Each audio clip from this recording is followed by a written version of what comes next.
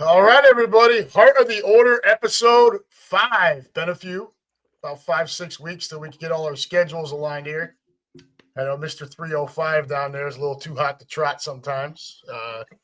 Chris, Chris, I'm going to go to you right away. I think Lou and I have both been kind of. I know we have our texts and everything, but been kind of waiting to get on here to hear about San Francisco. But you talked about hoodies and shorts and not really knowing, with the weather being chilly out there on the bay and whatnot. But why don't you go ahead and run us down? Let's get it right out of the box here, dude. What was San Francisco like? Well, first of all, San Francisco and AT&T Park is a house of horrors for the Phillies. Like the Phillies have lost, I think prior to the last game of that series, they were 7-27 in their last 34 games since they were there in 2014. So you kind of I have a good track record on the road when I go see the Phillies play. You always put it to the test. You guys know that, Lou with 305 Sports Club that you guys got going on there, and Adam with the Eagles. It's you think you do pretty well, and then you go into that place and you see them lose 3-1 on a Monday night. Okay, I almost got Rob Thompson thrown out of the game because I was ripping apart Phil Cuzzy, and that asshole thought it was coming from the Phillies dugout. Oh boy! Well, there's a few pops that are inside of you, when you're sitting that close, you feel pretty invincible down there. So I had to pretty much, everybody that was watching at home, you saw Phil Cuzzy take his mask off and start walking towards the Phillies dugout. That was for me because all of them were like, "No, it wasn't us." And then that was Aaron Boone, he'd have gotten tossed immediately. Oh, yeah. It's Tuesday night, and then the Phillies are winning that game, and then Jordan Romano gives up a inside the park walk-off home run, which has not happened for a catcher since 1926. It's very rare that's ever happened. Normally you grovel and being there at a ballpark for things you've never seen before. I could have waited longer to see that. Another 100 years would have been just fine. Yeah, absolutely. That was a nightmare situation walking out of that ballpark, and it just got to the point where I was like, I don't know where I want to rank this. Because I'm not having a really good experience. And then we get there on Wednesday afternoon, and it's just beautiful. The sun's out. Barely a breeze coming off the bay. Our seats were right over top of Levi's Landing right there in right field. So we were right on McCovey Cove. Our seats were awesome. We sat next to a couple of really cool people, John and Kate. They were awesome. Not John and Kate plus 8, but they're awesome people. We exchanged numbers. We're Facebook friends now. We met up with them at a bar afterwards. We got pretty banged up that day. It was a lot of fun. It was a great time. So I wound up. It's tough when you're doing these rankings. I said all along it's tough for anything to beat Wrigley, and I don't think there's anything that's going to beat Wrigley just because that's always been me and my dad's thing. The good times that we've had there, 15, 20 baseball games there. It's like happiness for me. Sure. That when I think about Wrigley, and then putting it over San Diego was tough. I think San Diego would have had it in the bag at number 2 if the sight line was a little bit better in the outfield. You get downtown San Diego, but there's just something about San Francisco with that big Coke bottle, the baseball glove, the docks with the boats out there and outside of left field. Right there on the cove, you've got the canoes and the kayaks and the boats and the ferry, and there's just something magical about that. I couldn't pass that up as far as the rankings were concerned. Yes, house of horror for the Phillies. Yes, it was great walking out of there with a win. It did not join the ranks of Atlanta, Camden Yards, and PNC Park as far as a place I've seen the Phillies play and didn't get a win when I was there. But it was awesome. It was so much fun. Yeah, stay classy, San Diego. I got a Ron Burgundy. This was a drunken purchase on the last night we were there. We were buying stuff at a shop right across from In-N-Out over by Fisherman's Wharf. So we ate dinner at In-N-Out, and then we went to this gift shop, get some things. And I don't know why there was a coaster with Ron Burgundy on it that said, "You're a dirty pirate hooker." And I bought it. Why not? Yeah, why not? So, but it's like I told you. I mean, like we did a lot of really cool things while we were there. We did Alcatraz that Monday. We banged that out in like an hour and a half, walking around. Like there's stuff that you can stop and you can read and whatnot. But I'm all about the sights and the views and the pictures and taking it in. Plus, I wanted to get back and kind of, check other things out, and that way we can get down to the ballpark and get something to eat and something to drink. We walked down to Pier 39 Tuesday morning for breakfast. Saw the sea lions. We did some some shopping there. We met Mundo Sosa, his wife and his daughter were there on the pier. Hey, dude, that stuff's badass, man. It's really cool. I mean, like if you've ever seen The Rock, like you kind of want to go see it for yourself. And then we decided to do like a big bus tour instead of Ubering all over the place. It was $40 per person for them to transport us, and we could go all over the place in the city. You get off, and then there's the next bus that'll come by in like another half hour.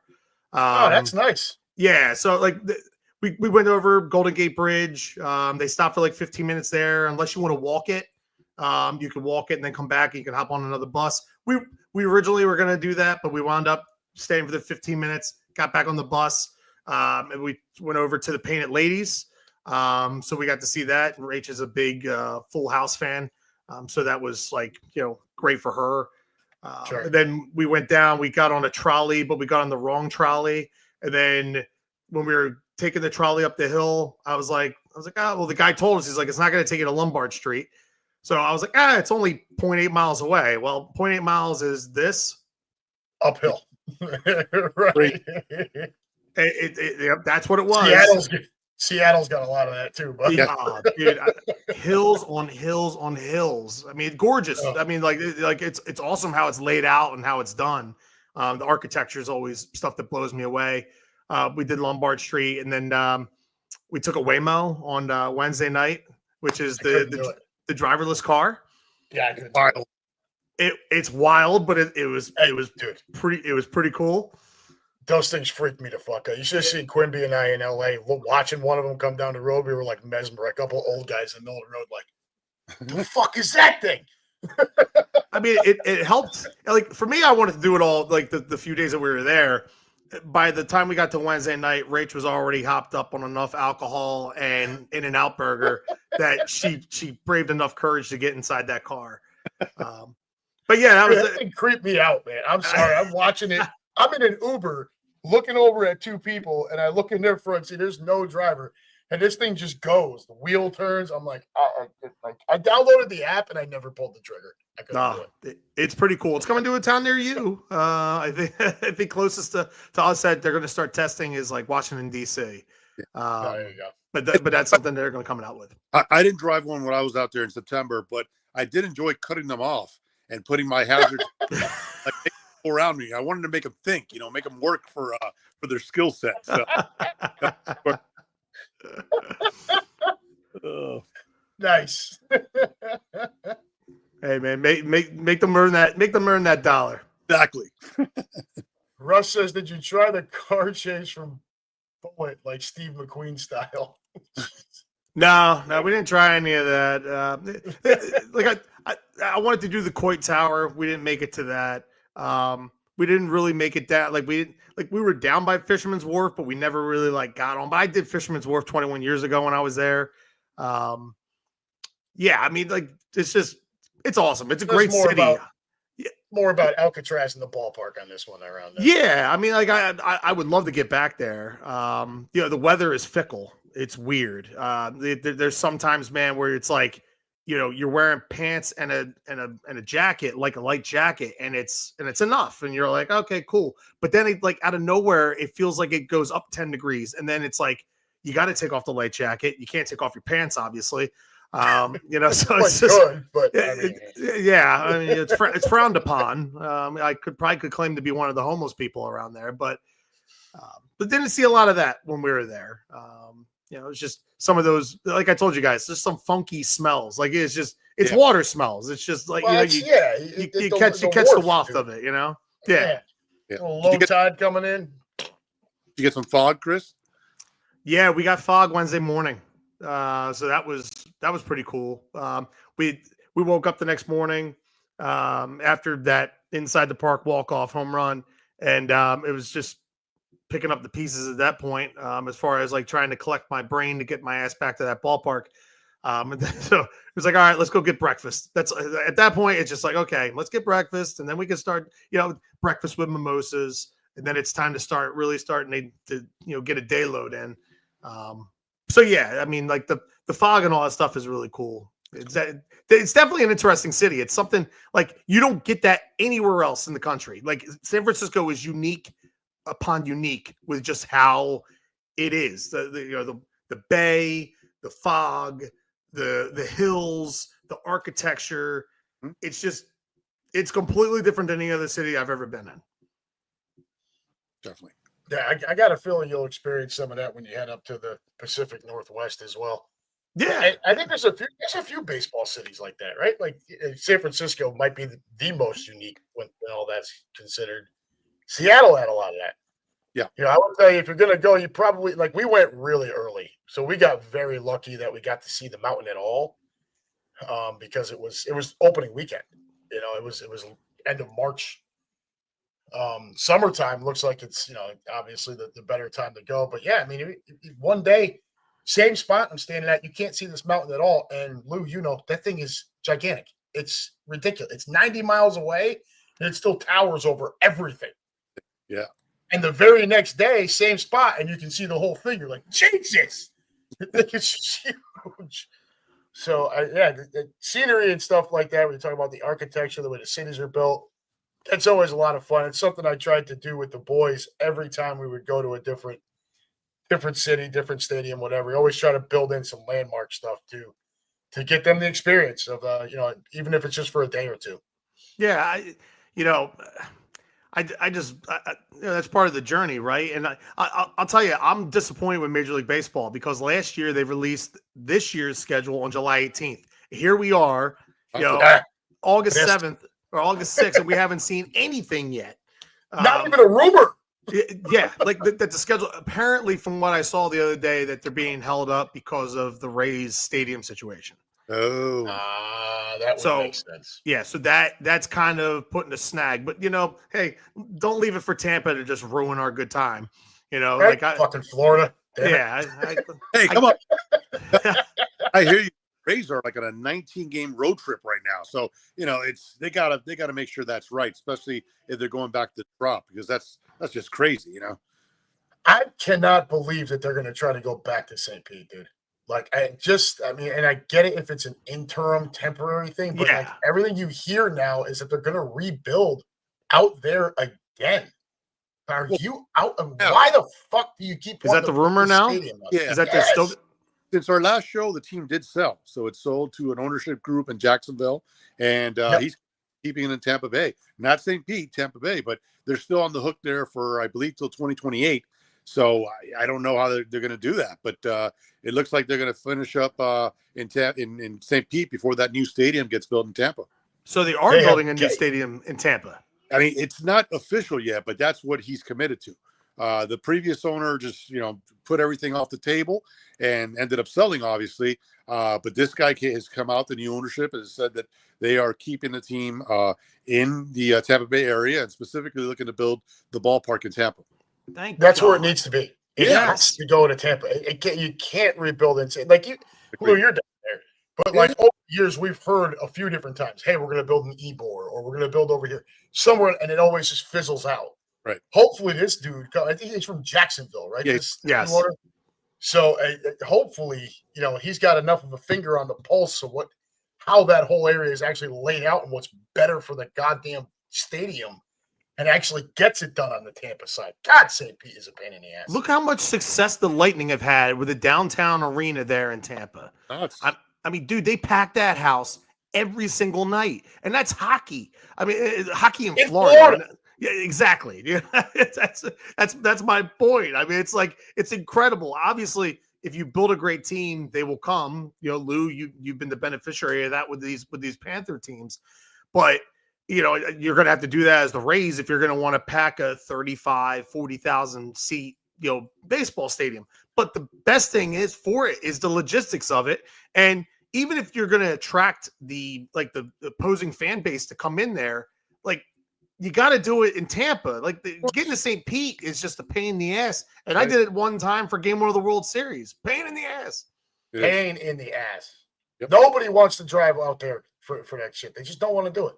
Right. Unless it's the Yankees or the Red Sox or, if the Phillies come down or the Dodgers or something are in town. The Yankees and Phillies fans are already embedded in that community, because the Yankees spring training is in Tampa. The Phillies are right there in Clearwater. It's right there in Clearwater. That's 2/3 of Tampa Bay. Yeah. I know. And that's, I think they have to be modest with it, though. You don't want to go too big with the seating capacity, right? Because I still think it's going to be kind of I think the folks down there will treat it as more of like a thing to do, like a night out type of event, a night out. Yeah, opera night out. So I don't think you want to go looking at like a 45 or 50,000 seat place because you won't fill it. You want it to be full. So go 35, 40 at most. Put a bunch of freaking boxes in there and have at it, man. And look, that team has done more with less than probably any team in baseball over the last 15 years. You're going to get 35 to 40,000 seats. I think you're probably fine on the Tampa side. Yeah, absolutely. And I was shocked here too that Major League Baseball a couple of weeks back put it out there that Tampa has fallen off since, but they were in a mixer for a little bit, and they announced that they were going to commit to playing all postseason games, including the World Series in George Steinbrenner Field, which would have been crazy. I mean, you're talking about that would have been nuts. That would have been the most expensive World Series ticket, that comes about. You got 10,000 seats for a World Series, no matter who you're playing. It's a World Series. So I was a little surprised that they made that decision. So. Yeah, they can fuck all the way off with that. I mean, a World Series atmosphere in a minor league ballpark. Yeah. As long as the Rays and I mean, come on. As long as the Rays and the A's are playing in minor league ballparks, they can suck all the big fat ones that they want. I do not want to see that in a postseason series. It's a waste. It's a complete waste. Well, you don't have to worry about it with the A's. So yeah. Well, yeah, especially trading Mason Miller. But did you guys see that last night? Gurriel hitting a home run off of Miller. 103.9 was the pitch. It's the fastest pitch in the StatCast era that was hit for a home run. Did you also happen to catch Stanton's dinger, where it was the launch angle was only 17? No, I didn't. The ball never left the camera view. Was that today? Just yesterday. It was just this frozen rope, dude. Just this fucking white rabbit. Yeah. Yeah, and his body barely moves too. It's just all up here. Just It's kind of like when we used to play Punch Out when we were kids, Little Mac, and you used to have that one guy like with the uppercuts. Like that's how Stanton swings. It's just this sweep with his arms. Boom. It's Soda Popinski. Soda Popinski. There's a blast from the past. So I know both of you guys are pleased with the way your teams are going. Chris, you think you got first place by what, 2.5 right now? 2.5, and we have this. I'll tell you what, I've been telling Phillies fans, for the last few days here, and I got to see his first 2 saves as a Philly. I was there Friday and I was there Sunday. I scouted this guy 2 years ago when I knocked off Target Field. There was a lot of liquor that was in my body by the time he came in the 9th inning. And Target Field, you guys have done it. Lou, have you done Target Field? I have. Loved it. I know Adam I has. had a great time up there. Yeah. Dude, I'll tell you the coolest part about that stadium that I loved is the 3-tier bar that they have by the left field foul pole.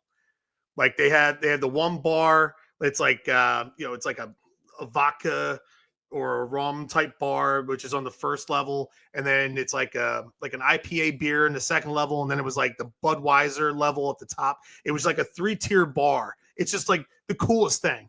And so like we spent a lot of our time before the game, and then like towards the end of the game we were there, and then all of a sudden I heard like the Undertaker gongs going off, and I'm like, what the fuck is this? I thought, and then like this guy comes in, he's chucking 102, 103 on the gun. I'm like, who the fuck is this?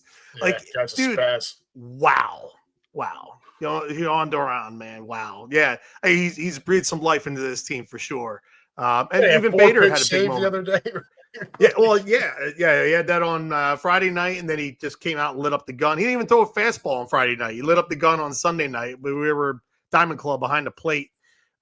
He was insane. And then Bader hits a 3-run shot that gives him a 6-3 lead on Monday night. They scored 8 runs with 2 outs to blow that game wide open. The Orioles, man, what a disaster they are. I mean, yeah, they're an absolute, man. It's a huge disappointment. No pitching.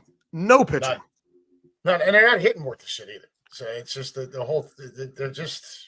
Yeah, Rutschman's come back down to earth, man. Batting 240. It's not what you drafted Rutschman to be. I mean, it could be worse. You could be the Colorado Rockies who just got beat 45-6 in a 3-game set.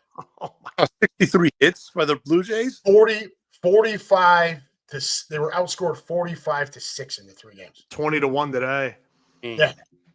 Jeez. Yeah, 15. I think 15-1, 10-4, 15-1, and 20-1, something like that. It's just absolute bludgeoning. Like, and I've got this laundry list of shit that I'm all pissed off about. And I'm like, at least I'm still holding on to a fucking wild card spot. I can't wait to hear. I couldn't imagine rooting for the Rockies, bro. 30 wins on August 6th. Yeah, the nighttime's coming. And we're only a month and a half away, man. Maybe, what team gets swept by the Colorado Rockies in 2025? Oh, come on. Son of a bitch. Talk about the new Marlins. Hey, but yin and yang, right? Swept by Colorado, then go beat it, and then go sweep the Yanks. So, hey, But yeah, I mean, Chris, you got to be thrilled. I'm trying to poke the bear yesterday with the Schwarber MVP talk. I get the whole Ohtani thing. They love, they're slobbering all over him all the time. And look what he does today: 4 innings pitched, he strikes out 8, hits a fucking dinger. It's a little hard to argue with, but man, Schwarber's having an amazing season. Oh, he's having a great year at the plate, and so's Ohtani. But if you measure the stats, Schwarber is right there with Ohtani. And this is not me vouching for Schwarber as MVP. Okay, I'm not this is not me, homerism and all that stuff. It is. I'm trying to get it out of you, man. I don't. I literally do not give a shit. But as long as there is a guy in baseball named Shohei Ohtani, no one else has a fucking shot. And that to me annoys me. Like, it annoys me too. Ohtani has barely pitched this year. Barely. Uh-huh. I mean, even with 4 innings today, I think he's at 19 innings pitched for the season. Yeah, this was the first time he's gone more than 3. So this is not it's not like he's some Swiss Army knife throwing over 100 innings in a season and doing what he's doing offensively. His offensive numbers are nowhere close to what he did last year. Which is where I've got the problem. Yeah, exactly. In any sport, if you are going to repeat as MVP, basketball, we saw it with Jokic, then Embiid won it. Unless your name's Michael Jordan, if you are going to repeat as MVP, you have to do something extraordinarily better than you did the year before. Which is what Judge was doing. Judge was doing that, right? Judge was doing. Judge was on pace for that. And but to me, it completely just like August 6th, and it's like minus 800 for this guy. Like, how is anybody else supposed to ever win unless this guy gets hurt? And you don't want him to get hurt because it's good for baseball for him to be involved in it. So it's just like, if you're going to play apples and oranges here. At least be fair about it. And like, there's some, like, if you look at some of these guys that are up there on the the MVP ballot in the National League, like James Wood is up there. I mean, like James Wood plays for the Nationals. I mean, the team's dog shit. But like, so no one cares about that. But like guys that are having MVP caliber seasons on winning teams, like Manny Machado should be more involved for what he's doing with a Padres team that's playing really well. Freddie Freeman should be more up there alongside of his teammate. He's playing in the field every day at first base. And you would think those two would somewhat cancel each other out, right? That's kind of the natural thing. I think that's obviously partially what cost Lamar Jackson the MVP award last year. In a 1,900-yard running back standing next to him in the backfield, right? So you kind of wash it. And Josh Allen, it's basically Josh and the Allenettes. Well, that was the 2011 NL Cy Young Award. Roy Halladay finished second, and Roy Halladay's numbers were pretty comparable to what he did in 2010. Now, he lost it to Kershaw. Why did he lose to Kershaw? Because number 3 in the voting was Cliff Lee, and then number 5 was Cole Hamels. There you go. Do you guys know who number 5 was? Who number 4 was in that ballot? Ian Kennedy. Wow. Ian Kennedy. Whoa. Jeez. Wow. There's a poll. Shit. Yeah, they should cancel each other. And again, like Otani, like you should have to do something above and beyond what you did in your previous MVP season in order to win it back to back. And he's not going to do that. Like why? Because he's going to end up throwing 50 innings. This is what's going to seal it. Remember, pitching shouldn't factor. That's what the Cy Young's for. So I mean, I understand that that's his. I agree with you. I agree 100%. Award for. So it's got to be based on his offense, and anything extraordinary he does with his glove. But I don't want to see his strikeouts or a complete game being factored in because that's again what the Cy Young Award is for. But they're going to use it because that is going to drive his WAR up, and that's the stat they're going to use to that's the one that's going to weigh the heaviest. It always does now, which I can't stand. I think it's a stat made up by a bunch of fucking nerds in their mother's basements. And I think you have to differentiate the two because he's the only, there's no Babe Ruth here. He's the only guy that has that, they could do that. They could pitch and also bat. So I think it's a very extraordinary situation. And I think that WAR should be ruled out with regards to what he does, on the pitching side. That's just my thought. I agree with you, dude. I 100% agree. You guys know my stance with Otani. I would make him a closer. I would never run the risk of that UCL tailgate. I'd have him for 8 innings as either the DH or right fielder, depending on the night. Right. And in the 9th inning, if I need a closer, his ass is coming in, and I will let him empty the tank for 1 inning. That's it. Yeah. Can you imagine him? Then we can talk about MVP every fucking. I mean, how crazy was going to hit 50 homers and have 50 saves? That's insane. I was going to say, can you imagine him coming into the top of the 9th in a tie ball game? And he sits him down 1, 2, 3, and then he hits a walk-off home run in the bottom of the ninth. It's the walk-off homer. He's a winning pitcher, and he gave himself the win. I mean, that's pretty impressive. Yeah. Then it starts becoming about like, okay, can you really argue with him being the MVP every fucking year? Because if he's doing shit like that, there's nobody else I mean, unless you want to dust off Wade Boggs and have him come out and throw knuckleballs again. I don't mind guys doing special shit. It's just I don't think his numbers this year warrant him being that heavy of a favorite for the National League MVP. I don't think he's done anything otherworldly, alienistic that makes you sit there and go, man, like, emphatically he deserves it. Man, there's guys on the Phillies, there's guys on the I don't even want to say the Mets because the Mets are a disaster right now, even though they're only 2.5 back behind us. But there are players on other teams that deserve it. Now some of them have kind of fallen off by the wayside because now this is really becoming a 6-team race. Although the Reds are catching up, I said it. The Reds are gonna be there, man. They are. I said it when they got to 5 games over. I think it was in June, and I looked at because Grady roots for the Reds, and I told him, I said, look, if you get near that trade deadline, and you're sitting where you're sitting right now, 3 to 5 games over 500. Within reach of that wild card spot, the Reds have to be buyers for the first time in quite a while. And, they made small moves, but it's like I think the last time we were on here, I think we all talked about it. Like a lot of young talent, and now you're seeing the effect of a guy like Tito managing that young talent and getting the most out of them. No Yeah, doubt. Lou, I mean, you could speak on it, man. Trade deadline, crazy. I mean, the Wow. Marlins didn't get to do as much as you thought they were going to do. You thought it was going to be almost wholesale changes.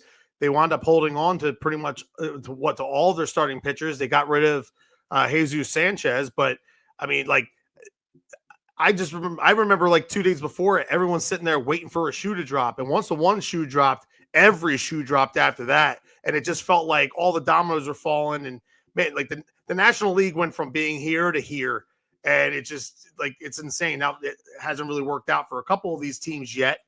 Even the Yankees had a lot of great moves, and I know Adam's going to want to dive into all of that. But Lou, what was your assessment of the trade deadline, man? Pretty crazy stuff, right? Wow, man. Yeah. A lot of closers on the move. I hadn't seen that in a while. Normally it's one or two, but like six closers, that ended up getting moved that are going to factor in these races. So that was impressive. Seattle made a big move. We've been talking about it pretty much every time we come on here and do this show, how their offense was lacking in a lot of areas. And then they go ahead and bring in Eugenio Suarez, who's got, a bunch of pop, strikes out a lot, doesn't hit for average, but man, he could break, home balls out of the yard, anytime he's up there. So that was a big move for them, and we'll see if it's enough to get him caught up with the Astros. So yeah, just a flurry of moves, man. Well, and then Houston brings Correa back, and who was Jesus Sanchez. And it makes me sick to even say it, but you look around the American League, it's kind of a dumpster fire, right? Which we talked about before the season. We kind of knew this was going to be the way it was going to look. It wasn't going to be pretty. There's nobody there that's really a threat to the upper tier of the National League. But that Houston team, those additions work out, and they're going to get Alvarez back. They're getting guys back. And that's what I'm saying. They're playing well, and they don't even have that thumper in the middle of their order right now. So that's trouble. Yep, no doubt. So we'll see. Trouble. Made some moves too. So we'll see how that they're able to get back in it. But right now it's looking like Houston and Seattle. But as mentioned, Houston's getting some guys back. So we'll see. The Central is awful. The Twins, I mean, talk about fire sale. They got rid of everybody. I think they made 7 moves. They traded 11 of their 26-man roster, and then they just went and swept Detroit. Tell me how the fuck that happens. How many guys are signed for the 2026 season on the Twins? Do you guys know the number? I think 3 of them are on this podcast right now. 2 guys. Byron Buxton and Pablo Lopez. And immediately, as soon as the trade deadline was over, Byron Buxton went back on the injured list where he belonged. Oh, my God, dude. Jeez. But he wants to retire a Twin. He knows he's going to be there. What an idiot. I mean, like, I get being loyal. I do. Like, I know Quimby was ripping Mike Trout when he signed that extension with the Angels and, this, that, because everybody thought he was coming home and playing for the Phillies. I didn't give a shit about that. That team drafted you. That team developed you. You became a great player there. You want to see that through. I'm all about somebody being loyal to a fan base and being loyal to a city and a franchise that took a chance on you.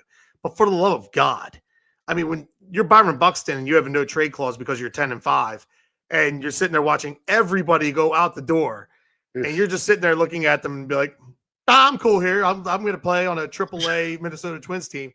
I mean, I'm looking at the standings now. I didn't even know that the Guardians were getting that close to the Tigers. Uh-huh. Well, the Tigers just got swept by Minnesota. I mean, the Tigers have been leaking oil big time. They've been leaking oil bad. But, man, 6 games back. Now we got a race now in the Central. I love that. But the Guardians, what I'll say is this. All bets are off regarding them. So, Russ, the Twins traded so many people that they even sent over the digital closing entrance to the Phillies. They sent all the employees to run it, too. Oh, God. I mean, 11 of your 26-man roster goes out the door. So, like, Buxton standing there like Will Smith at the end of Fresh Prince, right? Just in the living room. Yeah, yep. It sucks. Or it's like the Travolta thing, right? Where is it? Hey, what? Like, where the fuck is everybody? So Lou, your Fitch. I congratulated you, but go ahead and take your shots. Listen, I didn't call it They've been hot, dude. Come on. Look, that game on Friday night, that was a wild game, man. Talk about 9-4. The Yankees were up. Well, 6-0 at first, then 9-4, then 10-8, then 10-10. Went up 12-10, and then the Marlins scored 3 in the bottom half of the ninth. They went in on a walk-off swinging bunt. It just incredible, man. And they swept the Yankees. The Marlins were 16 games under on just June 3rd.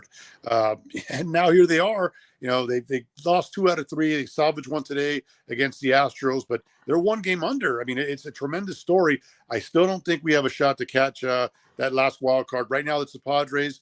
I guess our one good hope there would be for the Mets because we play them a bunch of time and they're reeling right now. But and they are. It's going to be tough to, 50 plus games left.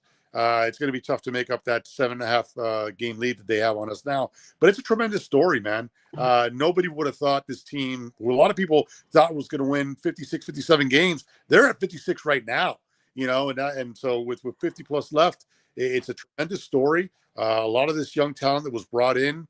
You talk about the Yankees, the trade from Jazz Chisholm to Augustine Ramirez, who's our catcher / DH. He's been a stud. I mean, he's raking the ball. And so that was a tremendous move. Really, everything that Peter Bendix, who, of course, comes from the Tampa Bay Rays, everything he's done has worked out. I did question us not making a move at the deadline regarding our pitchings because we got a wide depth of pitching, not just on the big league level, but in the minors too. And I really was looking forward to seeing one of those guys moved and getting a haul back. But to Peter Bendix's credit, he did not just trade him to trade him. He wanted his number. He didn't get it, and he's held on to the guys. And let's see what happens the rest of this way and going into the winter meetings. That clubhouse doesn't smell as good as it used to, though. It does. Don't give him up for a bat and a sack of balls, right, man? You want to get your haul back. If you can't get it, then keep him. Fuck it, right? And I'll tell you what, they're going to be a pain in the ass. Is what's going to happen. You're not likely to make the playoffs, of course, but like you're going to play against teams who are trying to position themselves, and you've got a real opportunity to be a gigantic pain in everyone's ass for these last 2 months of the season. Agreed. I would revel in that. Like I would enjoy the shit out of that. Yeah, like, it's a Mets come to town. You're like, all right, if we can take. Well, that's Lou's other team too, by the way. Yeah. Come on, let's not go there. Remember how it works. They're booing Soto in Queens now. Just saying. But they don't boo their own players. Apparently they don't boo them. If you talk to Mets fans before the season, they don't boo their own players. It's New York. It's New York. I know, but New York boos Mickey Mantle got booed. Yep. I get that's the Yankees, not the Mets. But Mickey Mantle got booed. Mets fans always act like they're different breed of human beings, and they are. They are different. They're gigantic assholes that think that they are like God's gift to Earth. Can't stand them. You assholes it's that are little deserving brother everything syndrome, right now. bro. Yeah, that's the little brother syndrome. I hope they choke. Oh God, I love it when they choke. Oh. So I was gonna, something I wanted to bring up to you. We've talked about the big six in the National League, right? And it's, Phillies, Mets, Brewers, Cubs, Padres, Dodgers. I'm not so sure the Mets are in that conversation right now, man. I just, I looked at those 6 teams as clearly better than anyone in the American League. I don't think the Mets are, not right now. I think they've got some work to do.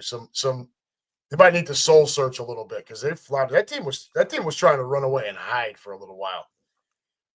And it looks like they may have ended up being peaked in high school Rob Lowe. So yeah, right now is the biggest separation between the Phillies and the Mets in the division since June 15th. 2.5 games. They have been within 2.5 games of each other for almost 2 months. And I just think the Phillies have the horses, dude. You know what I mean? I worry a little bit about, like Wheeler's going back 2 days now because he had shoulder stiffness. He had an MRI. It was clean. Jesus Ranger Suarez, his ERA is 6 since the All-Star break. That's not good. So you worry a little bit about fatigue here down the stretch. I know it's dog days of summer and all that stuff here in August. They're going to get Nola back in a couple weeks. That's going to help as long as he's not, early season Nola this year. Taijuan Walker's pitched really well for them this year, man. The 3.53 ERA between the bullpen and the rotation. Luzardo, he's Dr. Jekyll and Mr. Hyde. You never know what the hell you're going to get out of that guy. But Christopher Sanchez has to get a serious look right now.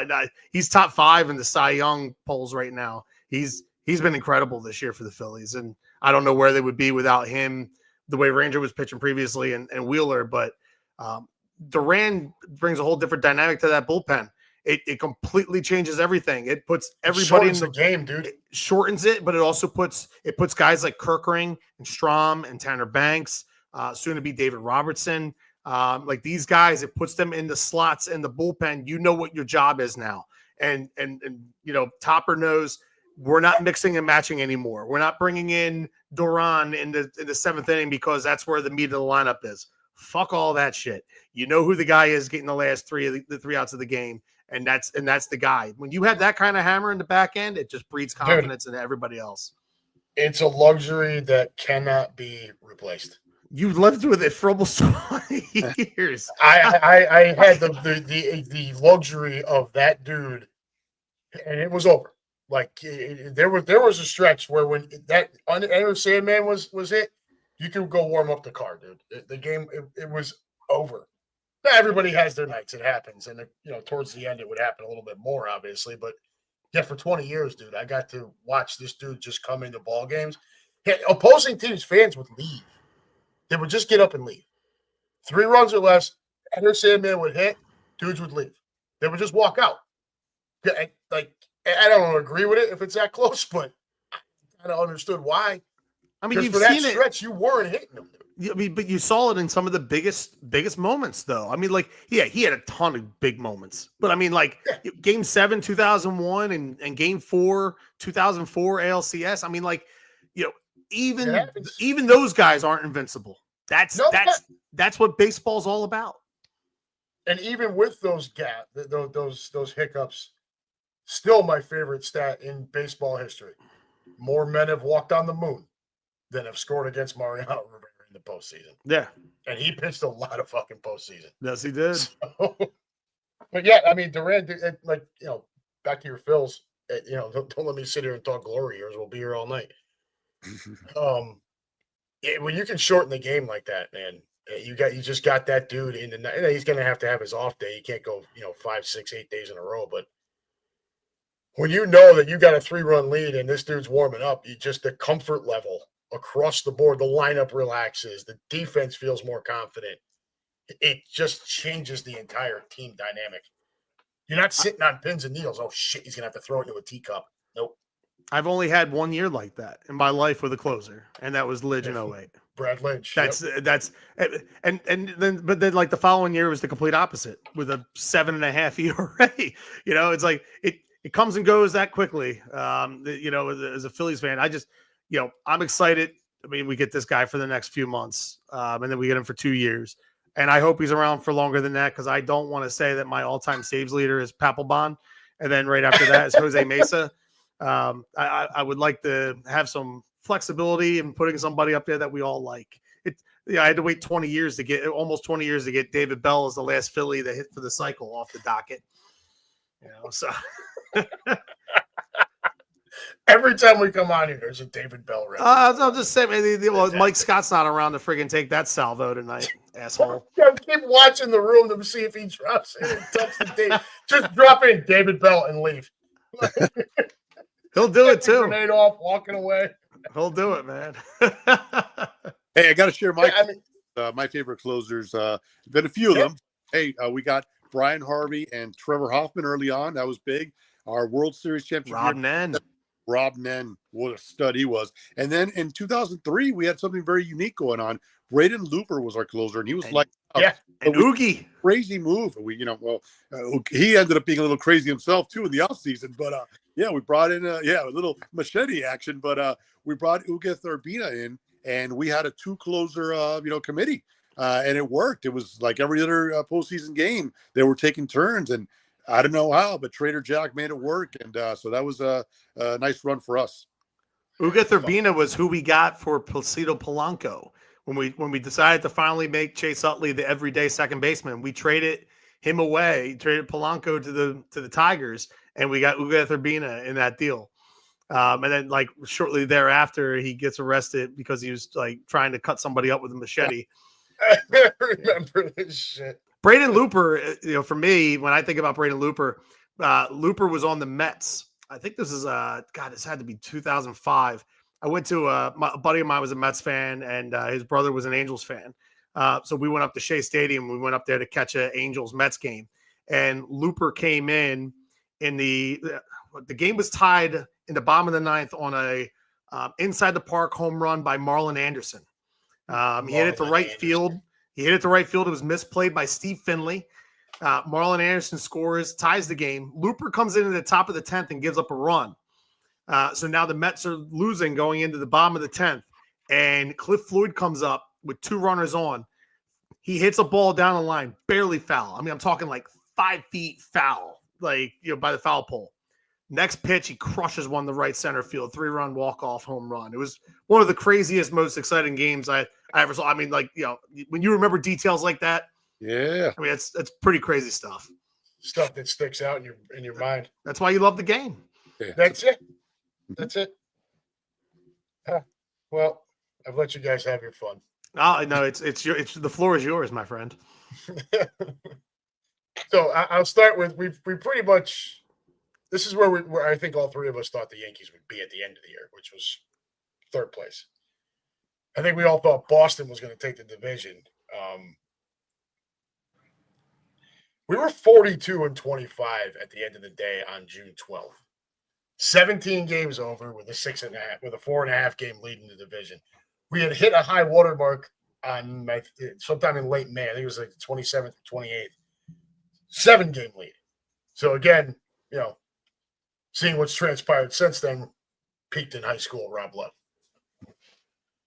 We spent 78 days in first place. We had a plus 107 run differential to that point. Things were going well. Aaron Judge, it would not surprise me if they were testing his piss, his blood, his hair, spinal tap, stool sample. The guy was batting 400 for most of the first half of this, for most of the first 2 months of the season. And you just couldn't pitch to him. Why people were still pitching to him when Bellinger was still slumping like that? Yeah. I couldn't figure it out, but I wasn't complaining, Right. And then June 13th came, and since then we are 18-29. We're now 6.5. Is it? Yeah, 6.5 behind Toronto. We have a 1.5 lead on the last wild card spot. It's only because we beat Texas today to stop a 5-game skid. It's a -20 run differential during that stretch. But it gets a lot better. I wrote all this down earlier because I was so pissed off. 28 blown leads, right, to 21 comeback wins. Not a great ratio. 7 walk-off losses to 4 walk-off wins. Again, this wrong side of the docket there. We've been shut out 8 times. 3 and 7 in extra innings. So fuck the Ghost Runner. We're 16-19 in 1-run games. However, 18-9 in blowouts, which are wins or losses 5 runs or more. So it's all feast or famine, dude. They either tear the cover off the ball or they're getting beat. 20-22 versus in interleague play, albeit with a plus 24 run differential. How the fuck that happened, I don't know. The offense is not the problem. 6th in batting average, 2nd in on-base percentage. These are American League ranks. 1st in the American League in homers, RBIs, runs, total bases, slugging, and OPS. Then we go to the pitching, which has easily been the problem. 9th in team ERA, 11th in bullpen ERA.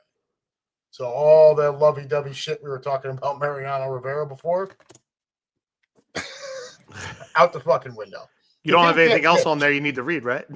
I do. You can pick it up. Oh, that's right. That's right. So we trade for Bird. He gets DFA'd because he was awesome, right? And, you guys heard me bitch early in the year about Devin Williams and his big blazing 93-mile-an-hour fastball. Yeah, he's 3-4 with a 5.5 ERA and a 1.20 WHIP.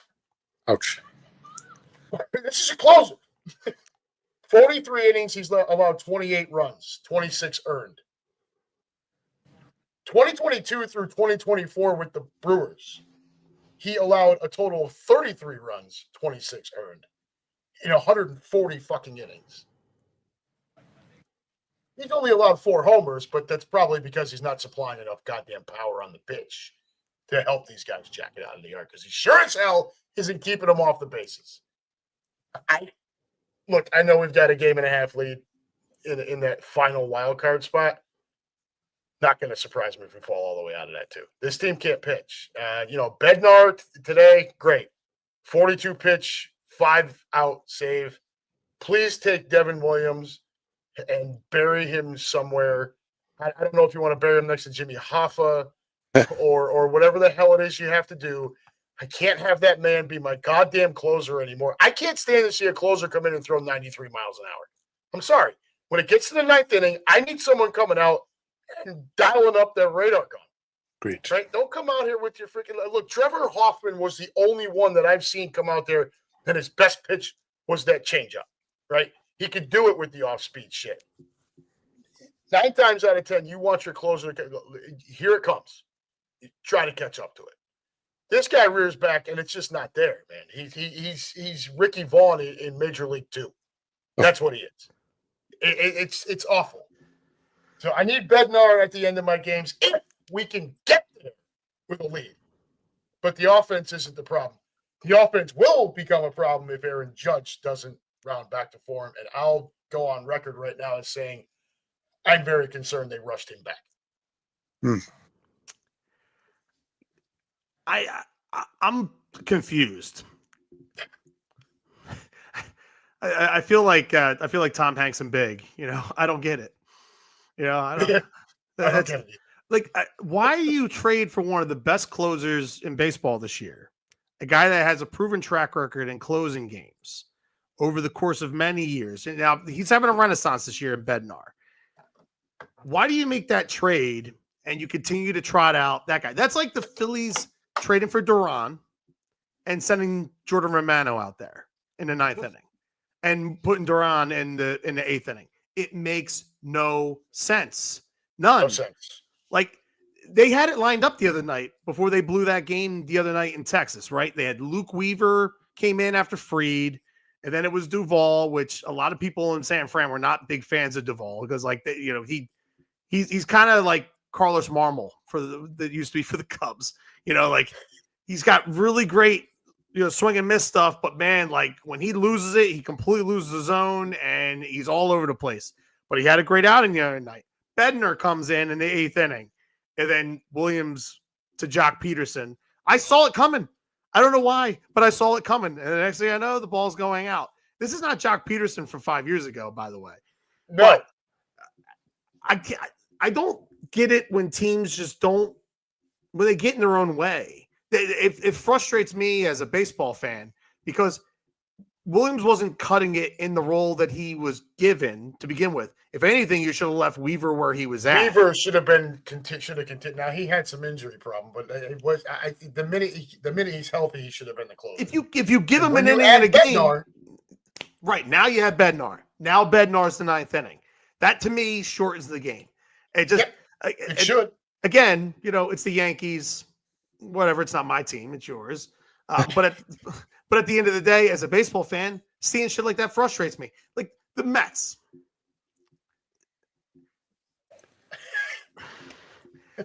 Adding a closer, you brought in a guy like Rogers, okay, to be like a setup guy.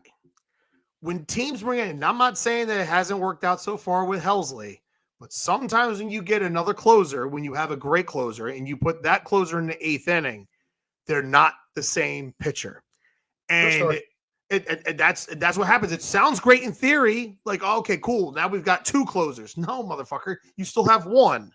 Yep. The other guy is now an 8th inning guy, a setup guy. It's a different mentality for some of these guys when you take them from the 9th and you put them in the 8th. Well, they feel like their role's diminished. They feel that way, but it also the intensity is not as much there. Now you're relied on, getting the 22nd, 23rd, and 24th outs, and not the 25th, 26th, 27th, which is your high, which is what you get yourself up for throughout the game. Now you got to do an inning earlier. Some guys can't do that. And then these losers up there, they got the whole light show and the hell's bells. Oh, here's the coolest thing we've ever seen. Like, dude, you brought him in with all that pop and circumstance for a game you were losing. Like, what the hell's wrong with you? They reap what they friggin' sow. Russ Taylor. The real question is, does Sidney Sweeney have good genes? How many dildos will lay on the court at the NBA, at WNBA the rest of the season? Dude, I'll take the over. I'll take the over. The third one hit the court last night. I think I saw. Dude, this dildo situation at the WNBA is one of the funniest damn things I've ever seen. It's hysterical. I fucking love it, dude. I hope it happens once a night. Like when I wake up in the morning, that's the clip I need to see to get my day started. I need the glowing green cock being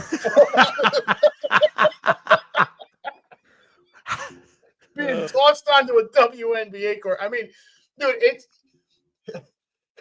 if somebody from England asked someone from Germany after they visited America, what do you think about America? You know, how is it over there? Just show them that clip.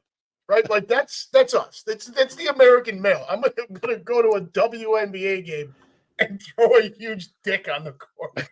You know the best part about it is a dildo is not going to be detected in a metal detector. No. Like that's what they're looking for when you're coming into the arena. Everyone's like, "How are they getting these things in there?" It's freaking plastic. It's plastic. I mean, it's rubbery plastic. Like.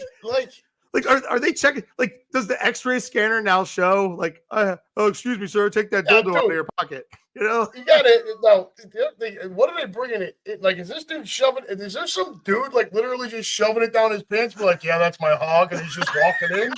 Like, it's going through security. Like, dude, what if you get patted down? You'll be. I guess you'd have to just look at the person patting you down and be like, you like that? Yeah. I mean, good. The fucking thing is like a foot long, and they're just heaving them on the mid court. It's hysterical. I can't. Like every morning, I search for that shit. The best is them sitting there going, "We're worried about the safety of our players. It's friggin' rubber." Yeah. Like my God, like someone's gonna get hurt by getting hit by a dildo. I mean, like, what are we talking about here? Oh, the safety and the health of our players. Like, get the hell out of here. Not a dildo, but did you see the warm-up shirts that they were wearing? That was the whole meme as well. So, you know, the lingo now is if Steph Curry's having a good game, wow, he's cooking. He's cook. I mean, you're asking for it. I mean, yeah, what was that? That's just about it when they did the hashtag Me Too, and we were all like, "Yeah, pound Me Too." What are you doing? Yeah, I think it was Gatorade. Gatorade had their new slogan for the WNBA was "Let her cook." Dude, oh man, does nobody think these things? Is there not at least one person at these board meetings with half a brain? Right. It's like, you know what, guys, that's probably not going to go well. It's kind of like a league of their own. You know, so what are we supposed to do? Send the men coming back from war to the kitchen? You're right. There's no pockets for my cigarettes. There's no smoking. And there's also no alcohol drinking and no men. No bed. Each one of you is going to become a lady. Yeah. What do you recommend? A lot of night games. A lot of night games. Now, see, that's a woman's sport I can get behind, damn it. Yeah. Yeah. Slide! Thank you. Oh, yeah, I do. I look for that every morning. Did anybody throw one last night? Did it get a different color? They keep hurling green ones out. Was that one green last night? I didn't really see it. I just saw that something hit Sophie Cunningham. I think it was green. And then Kelsey Plum, she kicked it. Yeah, I mean, dude. Into her locker. Who's into her locker, right? No interviews after the game, folks. Serious business going on in there. Team meeting.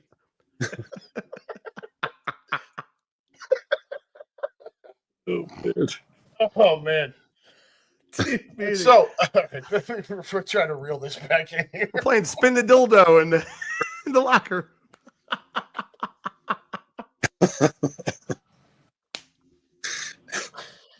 Oh God! Thank God this isn't on like. I heard Megan Rapinoe is starting to get involved in women's basketball.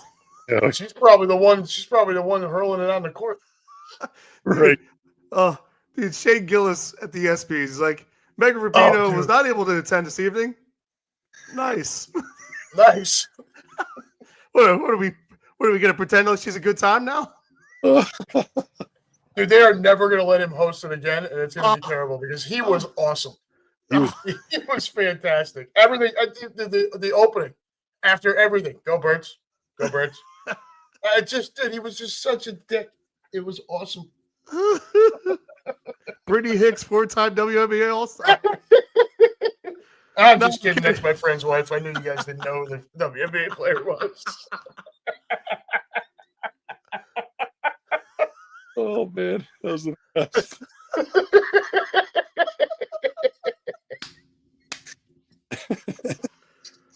Right.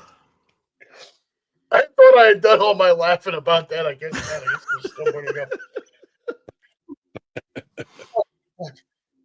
You're flying to Dallas, Friday? Yeah. I leave Friday morning, 10:45 a.m. Get down there around 1:30. My hotel is a mile away from the stadium. Excellent. Last I saw, it's going to be swamp ass season down there. It's going to be like 99 every day. There is there is absolutely no reason on earth for it to ever be as hot as it is in Texas. It will hurt your feelings. Yeah. So I put something on the Stadium Chaser group this morning. Got a lot of great suggestions for like barbecue and Mexican spots. Absolutely. Things I got to check out when I'm inside the ballpark. Thank God this is the newer stadium that has a retractable roof. I don't envision it being open at all weekend. There's a pool and a hot tub at my hotel, so I do plan on putting my old crusty ass body in there at one point or another. Probably hit the fitness center both Saturday and Sunday morning, and then definitely want to relax in the pool for a little bit on Saturday. I don't have tickets for Saturday yet. It was supposed to be Sanchez and DeGrom, which was very enticing. Now, because they moved Wheeler back to Sunday, Sanchez moved up to Friday, so it's Sanchez and Merrill Kelly. And then it's DeGrom and Luzardo on Saturday. And then I have tickets on Sunday as well, along with Friday, which will be Wheeler and Patrick Corbin. So I expect the Phillies to either put up 0 or 15 in that game. No. So, I definitely recommend hitting a few barbecue joints, dude. You are in Texas. Get the brisket. Just accept the fact that you are going to put on a few pounds while you're down there, brother. Oh, that's the reason why. Yeah, but fitness center is definitely Saturday and Sunday. So it's keep it all cardio, dude. You need to burn that off. Yeah, no doubt about it. So and it's worth it. Yeah. Listen, I know I'm going to be going. There's going to be plenty of drinking. There's going to be cigars being had. Me and my dad are going out. We're meeting up with his cousin Teresa and her husband Joe. They live in Oklahoma. So last year when we did Kansas City, they drove 4 hours north to meet up with us in Kansas City for those couple days that we were there. And this year they're driving 4 hours south to Dallas. The only difference is Joe's not going to be wearing Phillies gear with me this year in Kansas City because he is a Rangers fan. So Joe's going to be a Rangers fan. So we're gonna have some fun with each other over the weekend. It's going to be a good time. Nice. Interested to hear about the ballpark. One of the stadiums that I have that is no longer around it was the ballpark in Arlington. I got to that one when I was working down in Dallas a lot during the summer of 2015. Fly down for 2 weeks, come back, yada yada. And we end up with, you're down there for 2 weeks. You got a weekend there, so you try to fill your time with something other than just getting hammered. I went to the ballpark. That place was beautiful. Now, don't get me wrong. Yeah. Open roof. It was hot as fuck. No question about it. Yeah. But it was a gorgeous ballpark. Was. Lou, you got there, didn't you? The center field had like a real nice grandstand. Looked like something like Disney World, like a Main Street USA type deal going on.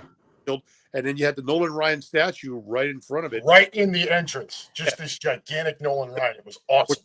I hope they moved over to the new stadium, I would imagine. Yeah. So it was a good time. They had a cool Rangers Hall of Fame. Of course, not a lot of history there. Good history of the Rangers, but they had Ruben Sierra, Palmeiro, so that was pretty cool to check out. And but yeah, it's been a while. Now they got the Texas Live out there, right? So that's got to be something you got to check off too. So yeah. Yeah, I'm gonna see what we do. I mean, like I know JFK was recommended a lot. That was recommended, like, out of all the stuff that I saw. Like I think I got to make it to that. Yeah, you gotta. Yeah, Texas Live. I mean, you're down at the stadium. You're gonna, like, I'm already there. I mean, like that. Yeah. So I'll be hitting stuff like that. Like Six Flags is right there. I'm a roller coaster guy. Like, if I'm feeling froggy, I might go over there on Saturday and maybe knock off a couple coasters depending on the price, because I don't want to. There's a giant water park right there too, I believe, in Arlington. Yeah, right down the street from the stadiums. If it does, Chris is like, I'm a pasty white guy. I'm not going to the water park. Well, we did the water park last year when we did our Virginia trip as a family. That was cool. The boys loved that. I just don't, like, my dad's not much of a one for that. So if we're gonna do something, we're all gonna do something together. Oh, sure, yeah. But yeah, like this one. Apparently, there's a wall inside the stadium that has every hitter that struck out the Nolan Ryan. Wow. So I gotta see that. Plus, this is kind of, I know I told you guys about how San Francisco was my legit white whale. This one kind of is. I mean, me, Lou, Alex, and a buddy of mine, we were supposed to go to the COVID World Series. I had 4 tickets in the queue, ready to purchase, and I don't know what kind of glitch on the website happened, but they disappeared. I went back in, and I couldn't get them. We were going to go to Game 4 of the COVID World Series that year, because I wanted to knock off a ballpark that year. I was like, I really, like, there was nothing to do. We couldn't go anywhere. I didn't see a baseball game all year. So we were talking about doing that. And then 22 with the players strike, or the players or the owner lockout of the players, they pushed the regular season back a week. I was supposed to be in Houston that Saturday. I was supposed to see Houston and Phillies, and then I was going to fly out the next morning for Yankees Rangers at Globe Life Field, and then we were going to go to night 2 of WrestleMania there for Brock Lesnar and Roman Reigns. So now I finally get there. So this will be 24 active. I'll have 6 left to go until Tampa, gets, they get their shit together and figure it out, or the White Sox get a new stadium, which they badly need because that place sucks. Oh my God, that place is a dump. Yeah, you don't see a lot of dump. Yeah, it's just in a terrible spot. I mean, like, I know it's the South Side; it's going to be terrible regardless. But for the love of God, you can't turn the stadium to face downtown Chicago to get the skyline. The place there has no character at all. None. I like whatsoever. Yeah, it's just, there's like one bar. Like I just remember, like, me and my dad got off the train in Chicago.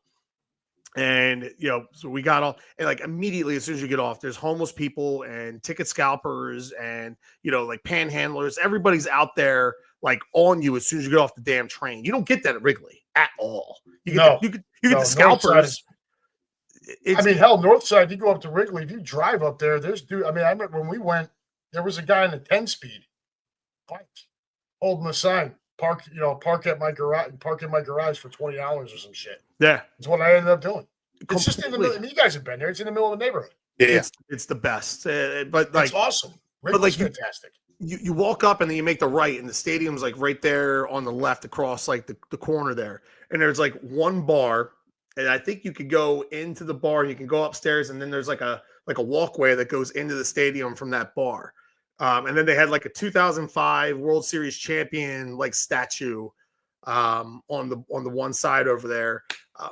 We had great seats. I mean, we were sitting first row, first baseline.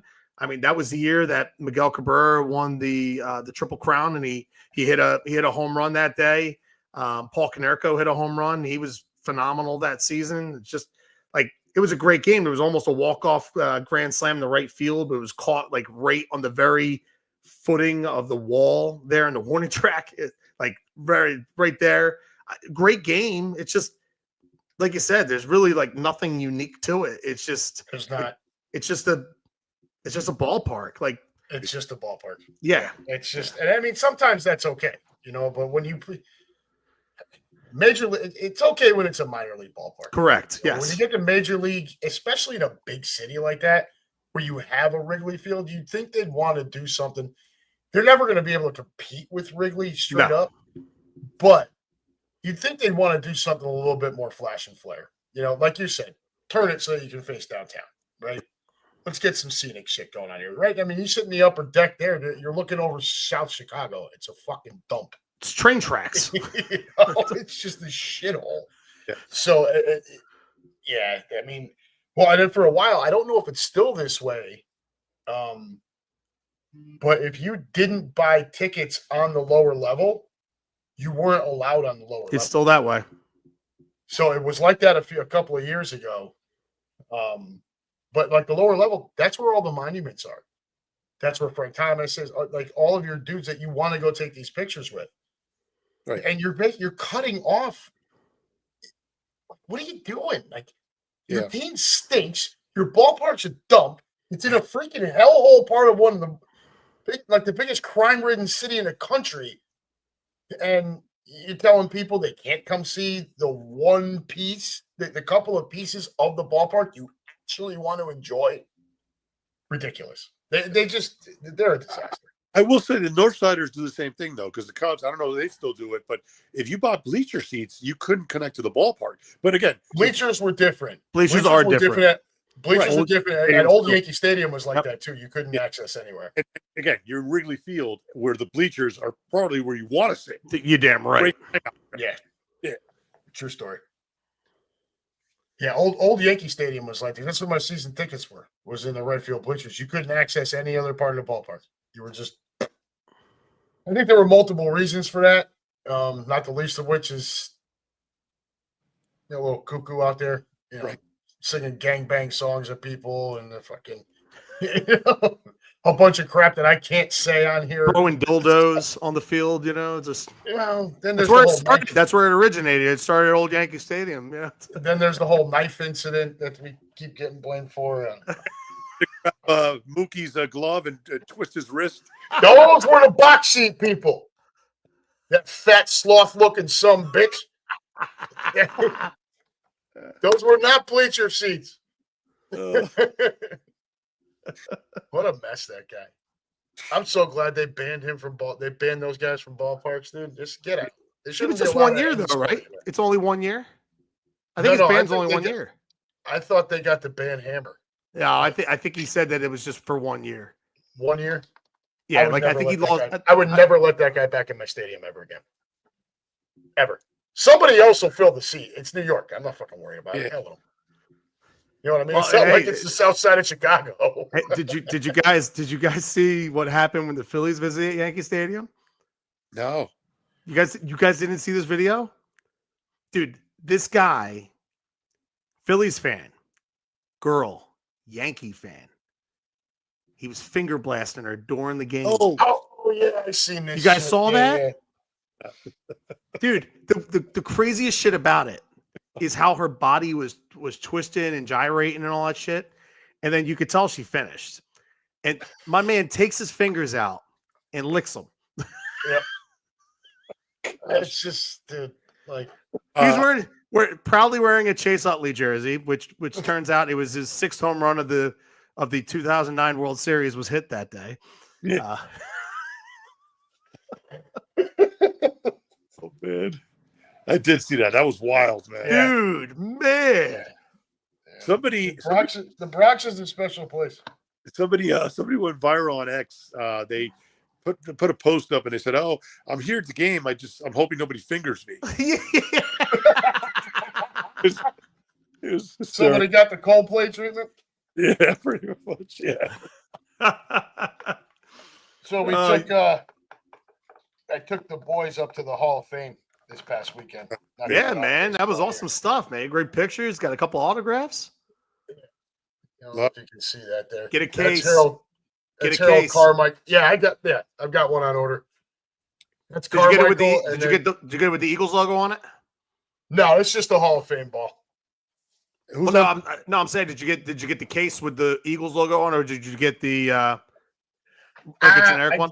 I just got a generic one because I'm not quite sure what I'm going to do with the ball. I'm not sure if I'm going to keep just trying to go after Hall of Fame birds or just Hall of Famers.